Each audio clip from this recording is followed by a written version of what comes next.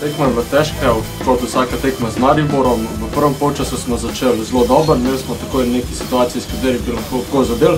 Pol so gosti vzpostavili ravnotežje na igrišču in tako se je končal prvi polčas 0:0. V drugem polčasu smo imeli pa prevlado in tudi kar nekaj lepih priložnosti, ampak nažalost nam ni uspelo zabiti gola.